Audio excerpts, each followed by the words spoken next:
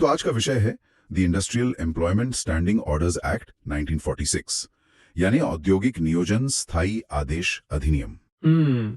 श्रम कानूनों की दुनिया का एक बहुत ही मजबूत स्तंभ है ये। बिल्कुल। इस विषय पर बात करना वाकई बहुत जरूरी है। इस 1946 के एक्ट को अक्सर लॉ ऑफ द शॉप कहा जाता है। लॉ ऑफ द शॉप मतलब दुकान या कारखाने का कानून? बिल्कुल। इसका मूल उद्देश्य बहुत ही स्पष्ट है, नियोक्ताओं द्वारा रोजगार की शर्तों को स्पष्ट रूप से परिभाषित करना। हाँ, क्योंकि आजादी से पहले तो कोई लिखित नियम होते नहीं थे। सही कहा, कामगारों को पता ही नहीं आता था कि उनके अधिकार क्या हैं। ये एक्ट उसी मनमानी को खत्म करने के लिए लाया गया था। चलिए इसे थोड़ा खोल के समझते हैं। जी। सबसे पहले सेक्शन 1 की बात करते हैं। ये एक्ट पूरे भारत में लागू होता है, लेकिन हर जगह नहीं। उन इंडस्ट्रियल एस्टेब्लिशमेंट पर जहां पिछले 12 महीनों में किसी भी दिन 100 या उससे अधिक वर्कर कार्यरत रहे हों। एग्जैक्टली 100 वर्कर्स का आंकड़ा बहुत अहम है। और यहाँ परीक्षा की तैयारी करने वालों के लिए एक बहुत बड़ा एग्जाम अलर्ट है। हाँ, अपवादों पर सवाल अक्सर बनते हैं। बिल्कुल। महाराष्ट्र और कर्नाटक राज्य में ये सीमा 100 से घटाकर 50 वर्कर कर दी गई है। एकदम सही। ये परीक्षा के लिए बहुत हाई यील्ड पॉइंट है। और एक बात, जो industries Bombay industrial relations act 1946 के तहत आती हैं, उन पर ये एक्ट लागू नहीं होता है। एकदम सही। अब आगे बढ़ते हैं सेक्शन 2 की तरफ, जहां परिभाषाएं दी गई हैं। यहाँ जो बात सबसे ज्यादा आकर्षक है वो है कानूनी शब्दों की सटीक परिभाषा, क्योंकि यहीं से सब कुछ तय होता है। बिल्कुल। सेक्शन 2 में 3 मुख्य अथॉरिटीज और कॉन्सेप्ट्स हैं। पहली है सर्टिफाइंग ऑफिसर। ये लेबर कमिश्नर या रीजनल लेबर कमिश्नर हो सकते हैं ना? हाँ, या सरकार द्वारा नियुक्त कोई अन्य अधिकारी। दूसरी अहम अथॉरिटी है अपीलेट अथॉरिटी। अपील ये प्राधिकारी जी, जो अक्सर इंडस्ट्रियल कोर्ट की भूमिका में होती है। और तीसरी सबसे बड़ी परिभाषा खुद स्टैंडिंग ऑर्डर्स की है, जिसका मतलब है एक्ट के शेड्यूल में दिए गए मामलों से जुड़े नियम। बिल्कुल। और परीक्षा के लिहाज से एक और बात ध्यान रखने वाली है, वेतन और कामगार की परिभाषा। यानी वेजेस और वर्कमैन की परिभाषाएं कहाँ से ली गई हैं? इंडस्ट्रियल डिस्प्यूट्स एक्ट 1947 से ली गई हैं। ये बहुत ही शानदार पॉइंट है।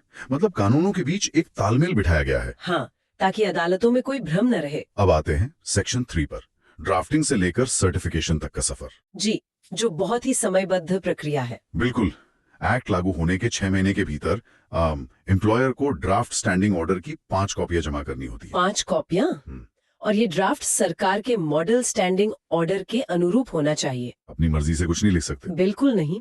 और यहीं पर सेक्शन 4 एक बहुत बड़ा बदलाव लाता है। कैसा बदलाव? एक पावर शिफ्ट का बदलाव। अब सर्टिफाइंग ऑफिसर का काम सिर्फ कॉपियां जमा करना नहीं है। हाँ, उसके पास जांचने की शक्ति आ जाती है। सही कहा।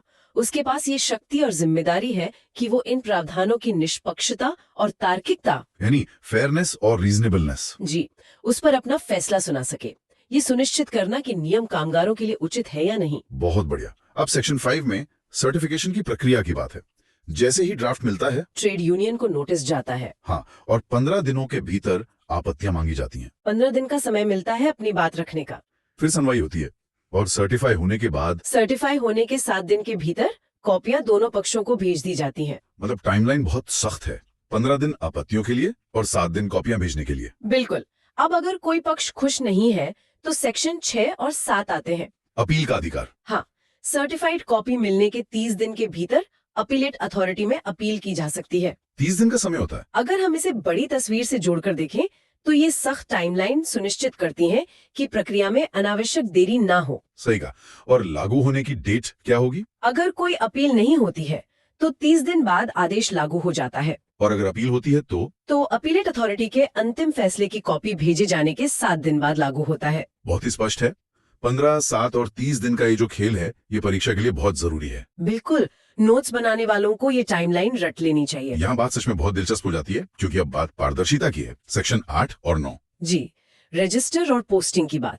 कानून कहता है कि इन नियमों को एक रजिस्टर में दर्ज किया जाएगा और कोई भी व्यक्ति फीस देकर उसकी कॉपी ले सकता है। पर सबसे बड़ी बात है, वो सेक्शन 9 में है। हाँ, नोटिस बोर्ड पर लगाने का नियम। सर्टिफाइड ऑर्डर्स को नोटिस बोर्ड पर लगाना अनिवार्य है। और भाषा क्या होगी? अंग्रेजी और बहुसंख्यक कामगारों द्वारा समझे जाने वाली भाषा में। यानी अगर ज्यादातर मजदूर हिंदी समझते हैं तो हिंदी में लगाना ही होगा। एग्जैक्टली, ताकि हर किसी को अपने अधिकार पता हो। अब आते हैं सेक्शन 10 पर, ड्यूरेशन एंड मॉडिफिकेशन। मतलब बदलावों के नियम। एक बार सर्टिफाई होने के बाद एक लॉक इन पीरियड होता है। कितने समय का? 6 महीने का। 6 महीने तक कोई बदलाव नहीं किया जा सकता। मतलब रोज रोज नियम नहीं बदल सकते। लेकिन क्या इसका कोई अपवाद है? हाँ, एक बहुत बड़ा अपवाद है। अगर एम्प्लॉयर और कामगारों के बीच आपसी सहमति म्यूचुअल अग्रीमेंट हो जाए, जी, तो इसे 6 महीने से पहले भी बदला जा सकता है। ये पॉइंट ट्रिकी हो सकता है एग्जाम में। 6 महीने का लॉक इन है, पर आपसी सहमति से टूट सकता है। बिल्कुल सही पकड़ा। अब सेक्शन 10A पर आते हैं, जो निर्वाह भत्ता या सब्सटेंस अलाउंस की बात करता है। ये बहुत हाई यील्ड है। बहुत ज्यादा। सस्पेंशन के दौरान कामगार की सुरक्षा के लिए है ये। अगर किसी पर जांच चल रही है और वो सस्पेंड है, तो पहले 90 दिनों के लिए उसे 50% वेतन मिलेगा, और 90 दिनों के बाद 90 दिनों के बाद ये 75% हो जाएगा। लेकिन इसकी एक शर्त भी है ना। हाँ, शर्त ये है कि जांच में जो देरी हो रही है वो वर्कर की वजह से ना हो। अगर वर्कर खुद ही सहयोग नहीं कर रहा तो 75% नहीं मिलेगा। बिल्कुल नहीं मिलेगा। और अगर कोई विवाद होता है इस भत्ते को लेकर, तो लेबर कोर्ट का फैसला अंतिम होगा। एकदम सही। अब सेक्शन 11 और 12 पर नजर डालते हैं। शक्तियों और सबूतों की बात। सर्टिफाइंग ऑफिसर्स और अपीलेट अथॉरिटीज के पास क्या शक्तियां होती हैं? उनके पास सिविल कोर्ट की शक्तियां होती हैं। मतलब गवाहों को बुलाने की और शपथ दिलाने की। जी।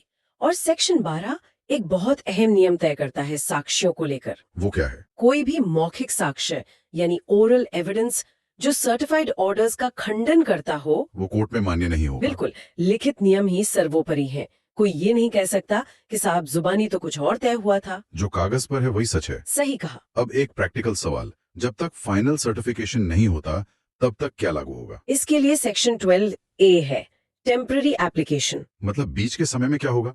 जब तक फाइनल ठप्पा नहीं लगता तब तक सरकार के मॉडल स्टैंडिंग ऑर्डर्स लागू माने जाएंगे। तो कोई वैक्यूम नहीं रहेगा। अब आते हैं सेक्शन 13 पर, पेनल्टीज यानी सजा। बहुत जरूरी हिस्सा है ये भी। अगर एम्प्लॉयर ने ड्राफ्ट सबमिट नहीं किया तो क्या होगा? 5,000 रुपए तक का जुर्माना लग सकता है। और अगर गलती जारी रही? तो 200 रुपए प्रतिदिन की पेनल्टी लगेगी। और अगर सर्टिफाइड नियमों का ही उल्लंघन कर दिया तो? तब 100 रुपए का जुर्माना और 25 रुपए प्रतिदिन की अतिरिक्त पेनल्टी का प्रावधान है। ये आंकड़े याद रखने वाले हैं। अब स्लाइड्स के जो आखिरी 2 सेक्शन हैं, 13A और 13B। सेक्शन 13A नियमों की व्याख्या या इंटरप्रिटेशन की बात करता है। अगर नियमों के अर्थ को लेकर विवाद हो जाए तो मामला कहाँ जाएगा? सीधे लेबर कोर्ट जाएगा और उनका फैसला फाइनल और बाइंडिंग होगा। और 13B में?